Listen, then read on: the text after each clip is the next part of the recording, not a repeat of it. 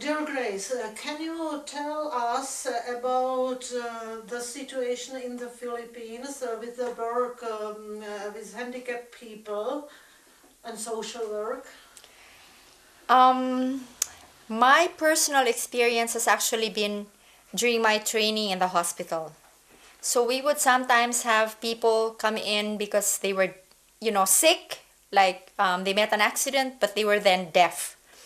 And of course, we in the emergency room, we didn't really quite know how to relate with them.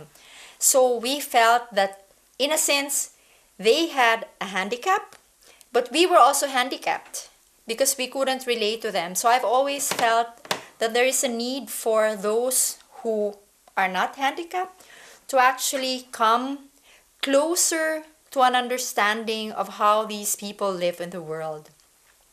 Where I did my training in the University of the Philippines, Philippine General Hospital, we would have once a year an activity which is entitled Tao Rin Pala. And it actually means they are also human, or we are also human. You know, when you're in the hospital, the doctor is supposed to be very efficient and always never sick. Yeah. And you don't think about illness, or you don't think about handicap. But then when during this celebration we realize everyone is actually really just a human being, and we all have our handicaps. Some speak too fast so that other people don't anymore understand. Some speak too slow so that one doesn't anymore also come to an understanding of what the person is trying to say. So in a sense, we are handicapped maybe in our thinking, we are handicapped maybe in our feeling, but we are also handicapped in our willing. I think in the Philippines, our unique situation is that there isn't really much money for the social services like you have here in Europe. And so, but the good thing about it is that we still have a rather strong family support.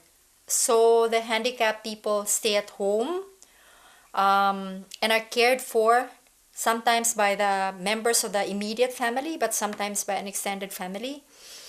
And there aren't many institutions where we can actually bring our handicapped people to. So although there are non-government organizations that actually try to help, like provide wheelchairs or provide crutches, it's not as extensive as what you have here. And because of our health insurance is really not yet very well established as it is here in Europe, the family is the fallback situation. So in a sense, it's also okay. There are families who actually think that having a person with a disability in the family is actually a good luck. So they actually really care for this member of the family. On the other hand, there are also other people, especially in the provinces, who feel that that is a sign of misfortune. So they actually keep the handicapped person hidden from the rest of the community. So although now more and more, even in our public vehicles, we already have seats for the persons with disability, or we now have ramps on the streets and in the buildings. So there's a growing consciousness for this. But I think there is still not a lot that can be done in this field. And now you have some experience from the Czech Republic. You worked with handicapped people. Can you see any difference in the work? I see a difference in me. Well, I think, although I'm a doctor, so in a sense one can see perhaps illness as a handicap. But I realize that every now and then I have to remind myself that we all are human beings and we all are on the way to somewhere. And on the way to somewhere means we meet obstacles, and in some situations we really feel that we are not quite up to the situation. So in a sense, we are handicapped. We have a disability. And it's great when people are there to actually help each other. And that's, I think, what has been this experience for me here. It has again once more reminded me how wonderful to actually really feel the uniqueness of every person. And that's, I think, been a gift. So I'm really happy for this work here, for the chance to actually have this experience.